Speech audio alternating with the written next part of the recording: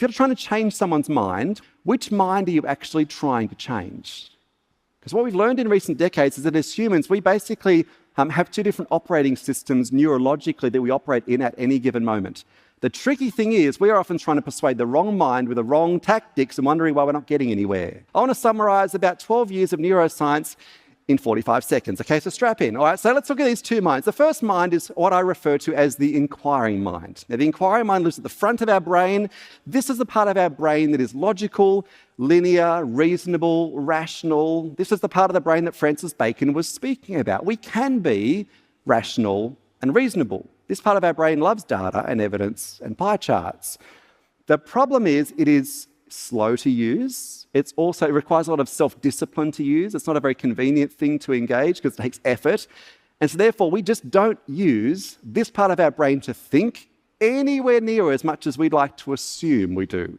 In fact, Zoe Chance, who's a researcher at Yale, would suggest we only use our inquiring mind for 5 to 10% of our thinking and our perception formation.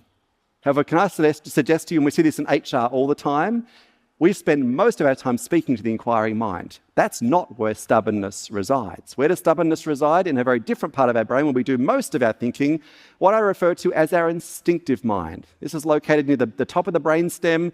It's a part of the brain that's often grouped together and called the limbic system. So this is where we process emotions. This is where we have narrative formation, pattern recognition neurologically. This is also where our fight and flight reflexes tend to reside. Just to look at how these two minds feel when we use them, I'm going to show you an image up on the screens here in a few moments. I'm only going to show you the image for 3 seconds. Okay, this is an image of a magazine advertisement from a Dutch pharmaceutical company a few years ago. And there's something about this image that doesn't quite add up. I wonder if you can figure out what that is. Okay, here's the image just for a couple of seconds. All right, now, those of you who've been pregnant, if you were to think about the 3rd trimester of pregnancy, and if I would ask you to sum that up in one word, I suspect you'd use words like uncomfortable, apprehensive, exhausted. You know, a word that is unlikely to come up is surprise or shocked. Like truly, if you are at this point of a pregnancy and you are that shocked that you are in fact pregnant, there are other questions that need to be asked here. I love, by the way, the slogan in the bottom right-hand corner, when you want to be sure.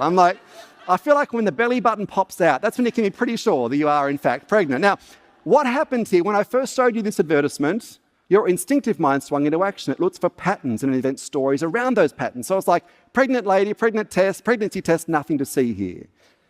However, when I asked you to look again, your inquiring mind swung into action. You're like, gosh, how did I not see that? But more importantly, how did the advertising agency who printed thousands of these not see this before they pressed print? Okay, and this stuff happens constantly for all of us. Now, I should be clear, I'm not, criticizing the instinctive mind, because the instinctive mind has actually kept us alive as a species for millennia. Because it's what happens when a threat emerges, it swings into action, fight and flight. The problem is this, and this is critical.